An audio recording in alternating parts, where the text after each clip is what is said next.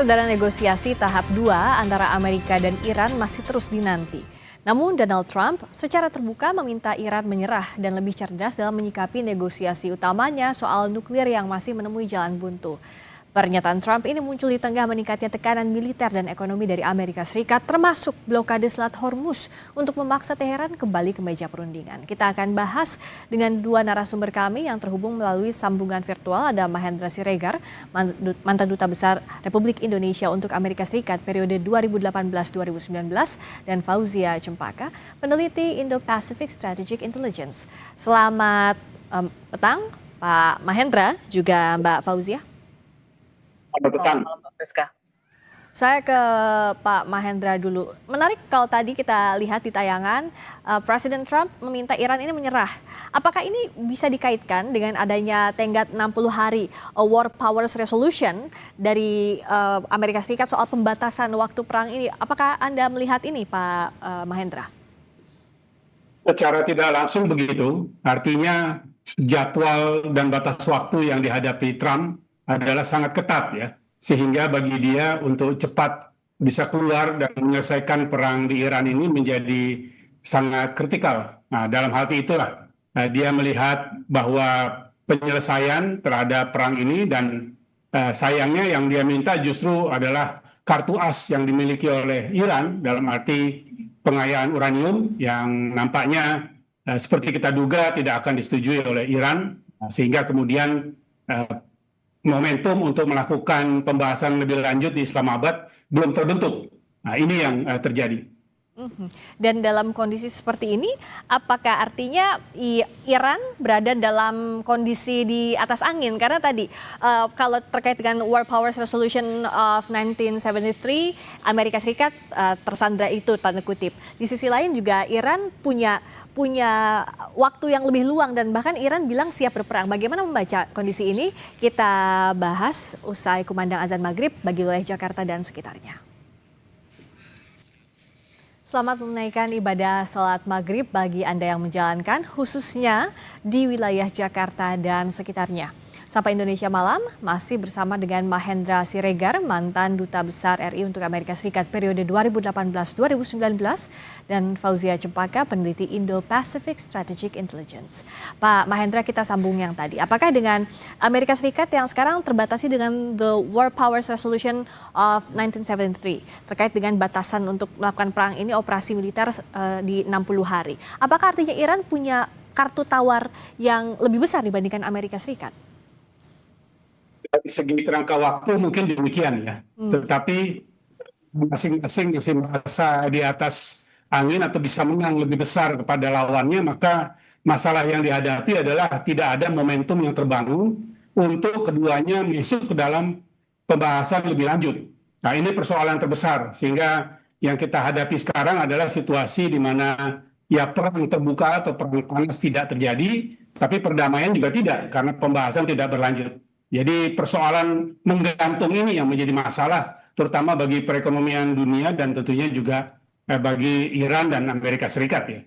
Iya, kalau dari Mbak Fauzia tadi Pak Mahendra sudah menjelaskan, dengan adanya kebuntuan kondisi sekarang, negosiasi enggak, perang juga enggak, sementara yang kena dampaknya adalah ekonomi dunia. Sebenarnya apa sih kalau kita baca dari langkahnya Amerika Serikat dan Iran yang diharapkan? Sepertinya tidak ada itikat untuk negosiasi, tapi untuk perang juga tidak ada yang menarik pelatuk duluan sampai sekarang. Tentu kita harus lihat bagaimana Iran saat ini menawarkan 3 langkah dalam mencapai negosiasi ya Mbak ya, atau perdamaian. Yang pertama tentu saja memisahkan diskusi tentang Hormuz dengan nuklir itu sendiri. Nah, ini yang sebenarnya tidak diinginkan oleh Trump, sehingga tentu saja sudah ada statement yang disampaikan oleh Trump bahwa menolak proposal yang diajukan melalui Pakistan terhadap proposal baru ini yang melalui 3 langkah, yakni pertama adalah membuka kembali Hormuz, menghentikan perang, dan yang ketiga baru mendiskusikan tentang nuklir. Karena tentu saja ini kita mengingatkan bagaimana kesepakatan yang sebelumnya sama-sama pernah diraih oleh Obama di tahun 2015 di JCPOA dengan konteks yang sama, yaitu bicara tentang sanction dan yang kedua baru bicara tentang nuklir. Nah, Hmm. padahal tentu saja secara internal, secara domestik, Trump sudah berkali-kali menyatakan di tweet maupun dalam press release-nya bahwa dia akan mencapai deal yang lebih baik dibanding Obama. Nah, ini Hmm. tentu akan menjadi penghalang perdamaian atau kesepakatan ini tercapai. Dan ini menurut saya poin yang dimana saat ini yang cukup krusial, yaitu diskusi tentang mekanisme teknis tentang pengenangan uranium yang dimiliki oleh Iran saat ini, Mbak Friska. Dan kalau dari 2015 ini juga tentunya Iran akan sangat berhati-hati tidak mau itu terulangi. Eh, Kalau dari awal sebenarnya perundingan di Islamabad sebelumnya, Mbak Fauzia, kan Iran sudah jelas-jelas bilang seperti yang tadi Mbak Fauzia bilang nggak mau mencampur adukan antara negosiasi nuklir dengan Hormuz. Tapi pada faktanya demikian.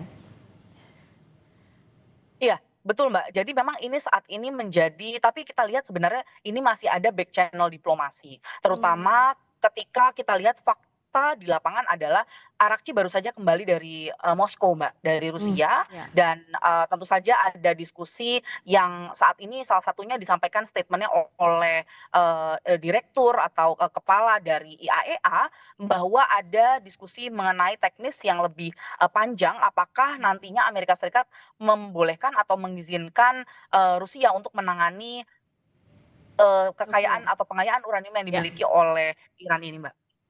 Dan tadi juga Trump bilang ya bahwa akan meminta bantuan Rusia. Jadi menarik ya posisi Rusia saat ini tampaknya digunakan sebagai jembatan antara kebuntuan Iran dan Amerika Serikat. Pak Mahendra, apakah ini bisa dikatakan ya pintu yang coba dibuka dan kemungkinan bisa terbuka karena kita tahu juga Iran ya sangat dekat dengan Rusia.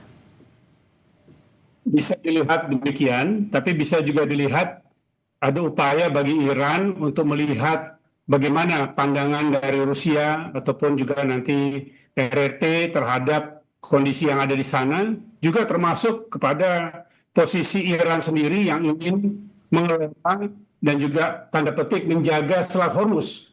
Ini kan adalah poin-poin penting yang dimiliki oleh Iran yang diberikan proposal kepada pihak Amerika, tapi juga Iran ingin tes bagaimana posisinya Rusia, posisinya negara besar lain, Ya. dan tentu posisi Oman yang adalah pemilik sebelah barat dari Selat Hormuz.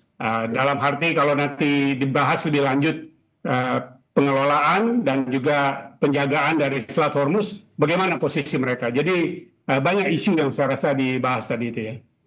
Dan soal Hormuz sekarang, saat ini kan juga masih kompleks, Pak Mahendra. Hormuz, Iran berkali-kali mengatakan dibuka, ditutup lagi, dibuka lagi karena blokade yang dilakukan Amerika Serikat tidak juga dicabut. Apakah intensi Amerika Serikat ini untuk kita katakan untuk memanaskan tensi di Selat Hormuz itu tidak berhenti sampai saat ini? Jadi memang Iran mengunci posisinya menutup Selat Hormuz dikaitkan dengan blokade dari Amerika Serikat. Tapi sebaliknya Amerika Serikat mengunci blokadenya itu dengan posisi Iran menyerahkan proses pengayaan uraniumnya. Jadi Ya. bisa dibilang kunci lah. Nah, ini yang menjadikan situasi menggantung saat ini dan menjadi kecemasan bagi seluruh pihak, saya lihat ya.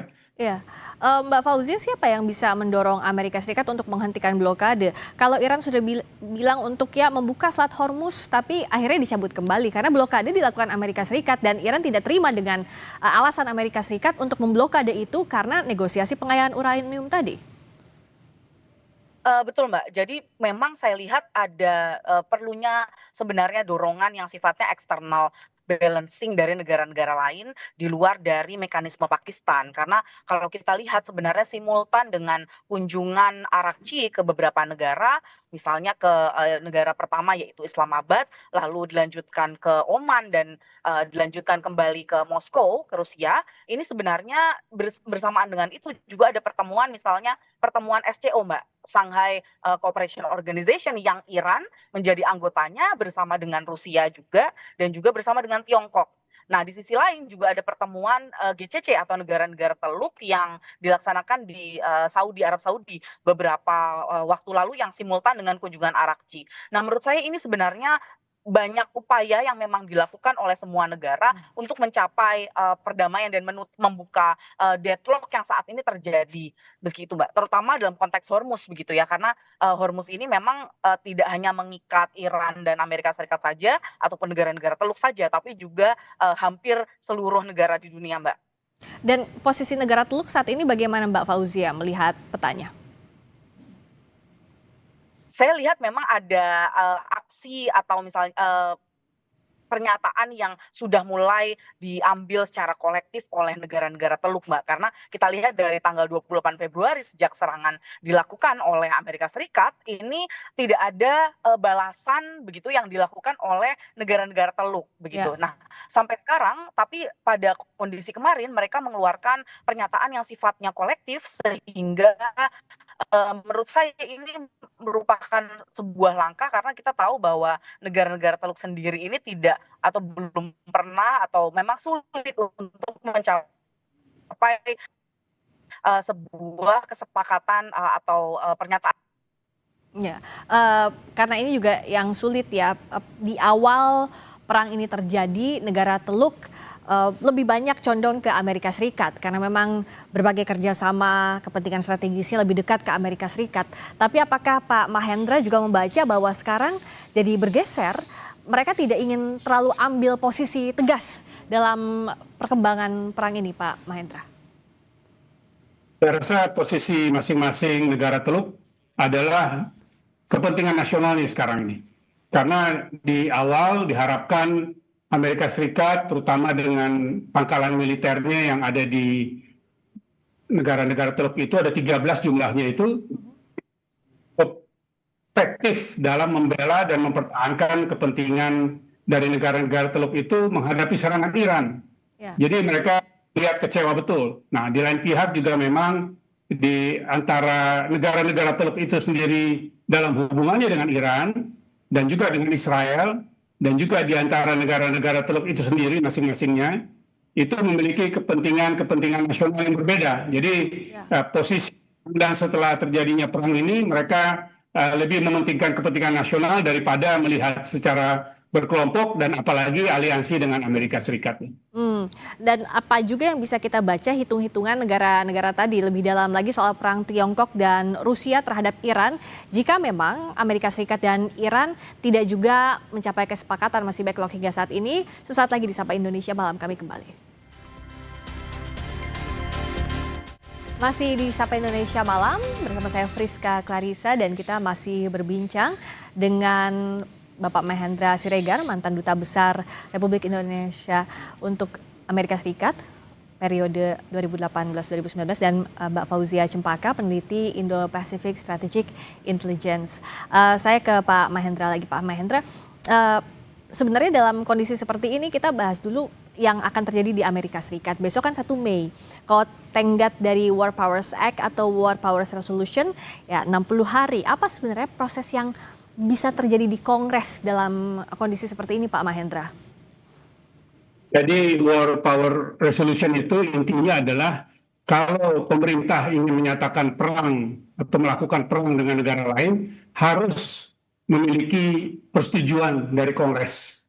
Nah, tetapi Trump memakai celah di dalam undang-undang itu yang mengatakan bahwa kalau yang dilakukan adalah operasi militer terbatas, gitu ya, bukan perang, maka bisa dipakai waktu 60 hari tanpa harus memperoleh izin dari Kongres. Nah, 60 hari jatuh hari ini atau besok, sehingga dengan demikian kalau dia masih dan kelihatannya akan masih berada di Iran dan mungkin melakukan serangan bersenjata dan lain-lain, maka dengan begitu maka dia harus memiliki izin dari Kongres. Nah, apabila tidak memiliki izin dari Kongres, maka secara undang-undang itu melanggar dan kemudian di lain pihak Kongres akan melakukan berbagai tekanan, memanggil setiap hari para menterinya, lalu menghambat keinginan dari Trump, masalah undang-undang, masalah anggaran dan juga keinginan untuk melakukan inisiatif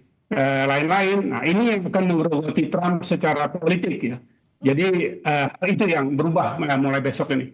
Ya, Mbak Fauzia, kondisi seperti ini apakah akan jadi tekanan juga untuk Trump di dalam negeri? Tentu Mbak, karena kita lihat memang sudah sangat banyak indikator yang menunjukkan, tekanan dalam negeri kepada Trump. Yang pertama tadi sudah disebutkan terkait dengan New World Power Act, yang kedua juga terkait dengan inflasi, angka inflasi yang dimiliki oleh Amerika Serikat sendiri Hmm. saat ini sudah hampir mencapai angka 4%, Mbak. Itu yang kedua. Yang ketiga juga tentu saja bagaimana tekanan terhadap midterms election. Nah, ini yang tentu saja selama ini kita tahu meskipun akan dilakukan di bulan November, tetapi saat ini penurunan dukungan terhadap Trump ini tentu saja juga menjadi pertimbangan bagi domestik Trump dan tentu saja yang terakhir adalah yang paling besar adalah tekanan ekonomi. Angka hari ini menunjukkan adalah angka tertinggi Mbak terhadap brand minyak atau minyak Brent, yaitu angkanya sekarang bisa sampai 118, 119 yang belum pernah mencapai angka ini meskipun di perang-perang Amerika sebelumnya Mbak. Ini tentu saja menjadi Nah, sangat concerning dan mengkhawatirkan bagi Amerika sendiri, Mbak. tapi tampaknya Trump masih sangat percaya diri sampai sekarang, Pak Mahendra. Apakah dengan komposisi Kongres bisa kita baca bahwa Trump masih percaya diri Kongres lebih banyak akan menyetujui langkahnya Trump? Stylenya Trump itu memang selalu ingin mendikte dan memonopoli semua kendalinya ya. Tetapi realitanya tidak seperti di awal perang ini, dia tidak lagi memegang kendali sepenuhnya. Berhadapan dengan Iran sendiri, Iranlah yang menentukan tidak mau melanjutkan pembahasan karena Trump dianggap tidak bersungguh-sungguh. Lalu sekarang dengan Kongres demikian juga. Nah, dan juga dengan kondisi pengendalian dampak ekonomi nampaknya juga makin lepas kendali dari Trump. Jadi memang realitanya adalah tidak sejalan dengan keinginan dan stylenya Trump ini. Ini yang merupakan bagian kedua saya rasa dari leadership Trump dan berhadapan dengan perang yang Iran, di mana dia tidak lagi memegang kendali sepenuhnya yang kita akan saksikan ini. Dengan kondisi seperti ini, apakah Mbak Fauzia kita bisa melihat celah bagi alainya Iran, yakni Rusia dan Tiongkok? Nah, jika iya, apa celah yang bisa diambil? Salah satu celah yang saya lihat sebenarnya adalah pertemuan Shanghai Cooperation Organization beberapa hari lalu yang dilakukan dan menghadirkan beberapa negara anggota dan Iran merupakan anggotanya, Pakistan juga merupakan anggotanya dan juga India serta Rusia dan juga Tiongkok. Nah, sebenarnya ini menunjukkan bagaimana Iran ini melawan klaim Trump yang menyebutkan bahwa Iran ini adalah negara pariah atau negara yang tidak punya dukungan internasional begitu. Karena jelas di dalam statement bersama yang disampaikan di dalam Shanghai Cooperation Organization pertemuan tingkat tinggi tersebut disampaikan bahwa di situ justru statement yang disampaikan adalah menyatakan bahwa serangan yang dilakukan Amerika Serikat ini adalah ilegal dan negara-negara SCO di situ tentu kontra dan mendukung Iran dalam konteks ini menghadapi Amerika Serikat di bawah aturan hukum internasional. Nah, ini menurut saya cukup signifikan, Mbak, karena sebelumnya kita tahu bahwa Tiongkok sendiri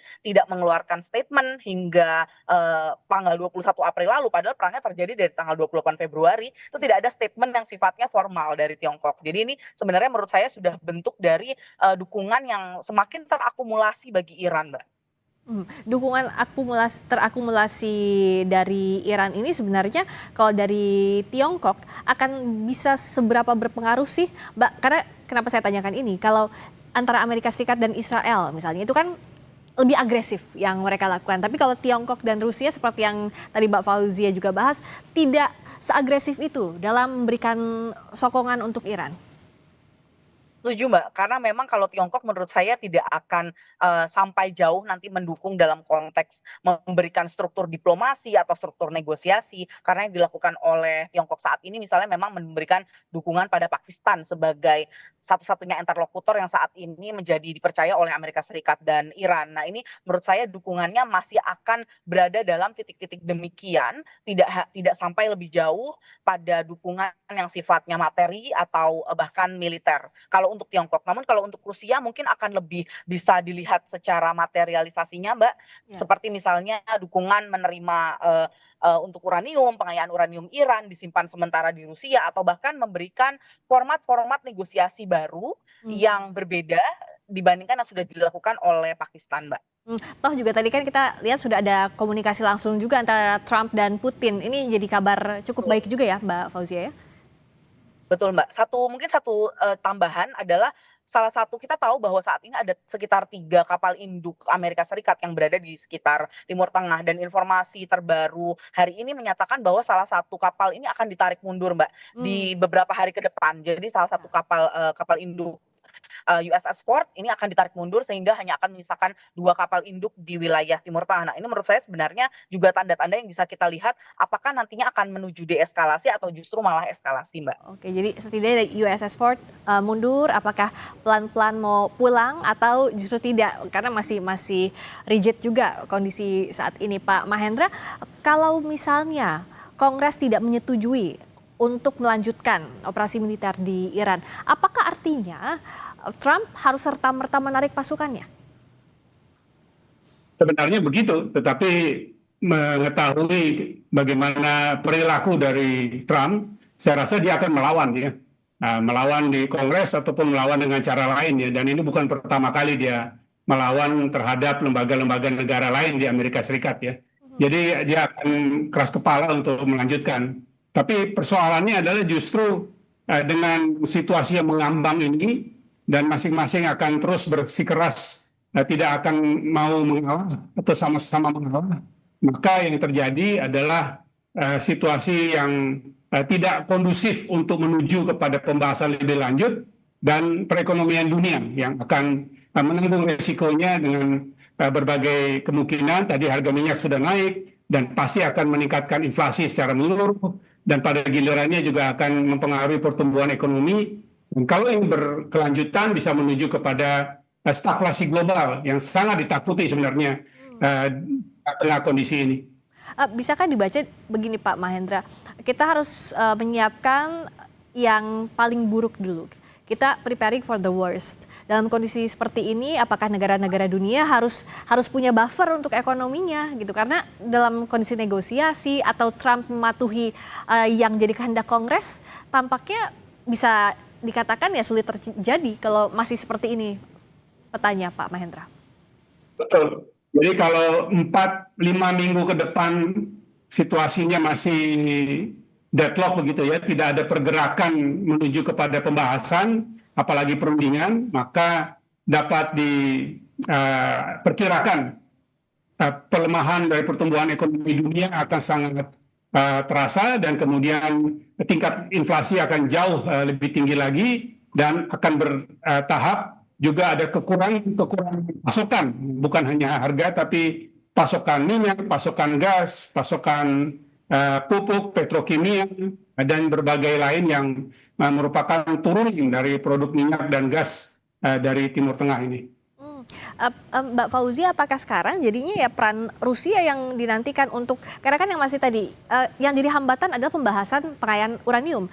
Kalau seandainya Rusia dan Iran setuju untuk menitipkan kepada Rusia, apakah bisa dikatakan ya ini bisa jadi tanda perangnya akan segera berakhir? Itu yang diharapkan. Betul, Mbak. Saya melihatnya demikian, bahwa memang karena begini, bahwa Rusia sendiri memang punya kredibilitas. Secara teknis di masa lalu pada tahun 2015, Rusia sudah pernah menyimpan atau menerima hasil pengayaan uranium Iran sebelum memasuki JCPOA, kesepakatan JCPOA dengan Amerika Serikat. Nah, ini sebenarnya juga menjadi tangga kredibilitas atau bukti kredibilitas Rusia sendiri pernah ada begitu. Itu yang pertama. Yang kedua tentu saja dalam hal ini memang Iran sendiri masih belum menerima, Mbak. Belum bisa memutuskan apakah memang akan dilakukan mekanisme seperti dulu begitu, yaitu menitipkan uraniumnya ke Rusia. Karena memang sampai saat ini Iran belum setuju. Yang dia masukkan adalah mekanisme dilusi atau dilut, jadi melarutkan kembali 60% kepemilikan uraniumnya ke angka yang dianggap lebih aman oleh IAEA. Nah, ini saat ini masih, menentukan apakah mekanismenya terhadap pengayaan uranium ini demikian. Tapi tentu saja kalau kita lihat memang dalam konteks ini Pakistan dan Rusia menjadi dua pihak yang sangat penting. Karena kita tahu ketika kemarin, kembali Arakci dari Rusia juga mengunjungi, Islamabad kembali. Jadi belum langsung ke Iran, tapi mengunjungi Islamabad kembali. Nah, ini kita melihat bagaimana memang sangat sentralnya posisi Pakistan dalam hal ini sebagai interlokutor, Mbak. Nah, dalam kondisi seperti ini apakah Pakistan masih bisa diandalkan, Mbak Fauzia? Karena kan tampaknya ya kemarin di Islamabad tidak juga berhasil, tapi perannya Pakistan sekarang bergeser ke arah mana sih? Saya setuju, Mbak. Jadi memang Pakistan ini sekarang memang sangat bekerja keras, dalam hal ini memang ada beberapa hal yang ditawarkan hal baru yang merupakan perkembangan dari pertemuan yang pertama, yaitu misalnya, yang pertama adalah dalam konteks pengayaan uranium ini nantinya pengawasannya tidak hanya pada negara-negara yang dipilih oleh Amerika Serikat saja atau IAEA saja, tapi juga negara-negara yang nantinya ditentukan oleh Iran. Nah, ini sebenarnya Hmm. salah satu opsi yang muncul dari Pakistan. Yang kedua, bahkan juga dalam konteks ini kita tahu ada ancaman dari, Trump misalnya terkait bagaimana blokade yang dilakukan Amerika Serikat ini telah menghentikan produksi minyak atau bahkan mengurangi produksi minyak Iran. Nah, ini Hmm. ada beberapa jalur darat yang ditawarkan oleh Pakistan untuk dilewati Oh. sehingga distribusi minyak Iran ini akan lebih, terbantu begitu. Nah, ini beberapa hal yang sifatnya teknis ini memang juga ditawarkan oleh Pakistan dan saya rasa ini menjadi kunci apakah nantinya, Amerika Serikat dan Iran ini akan, bertemu kembali di Islamabad pada pertemuan-pertemuan dalam waktu dekat sesuai yang disampaikan Pak Mahendra tadi, saya setuju, Mbak. Ya, Pak Mahendra, apa yang bisa kita harapkan jalan menuju damai yang setidaknya masih bisa kita inginkan bisa terjadi lah dalam waktu dekat ini?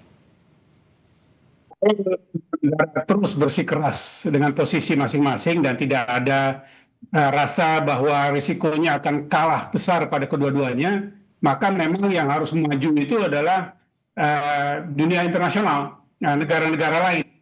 Apakah itu Rusia dan RRT yang jelas adalah negara-negara yang besar secara militer, ekonomi, dan juga menjadi bagian dari BRICS ya.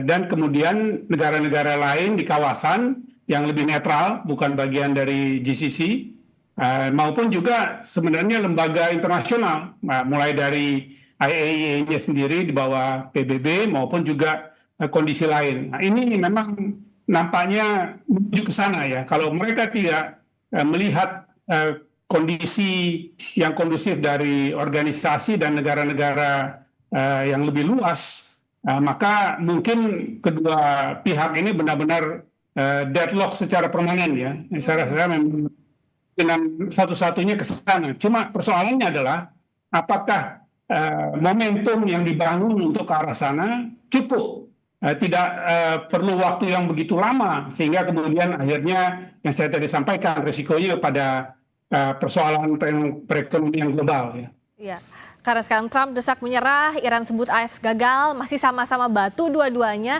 peran dunia internasional yang kita nantikan. Tapi di sisi lain juga warga dunia harus bersiap soal ekonomi, dampak ekonomi yang akan semakin besar terdampak akibat perang yang tidak berkesudahan ini. Terima kasih Pak Mahendra Siregar, Duta Besar RI untuk Amerika Serikat periode 2018-2019, dan Mbak Fauzia Cepaka, peneliti Indo-Pacific Strategic Intelligence, sudah hadir di Sapa Indonesia Malam. Terima kasih.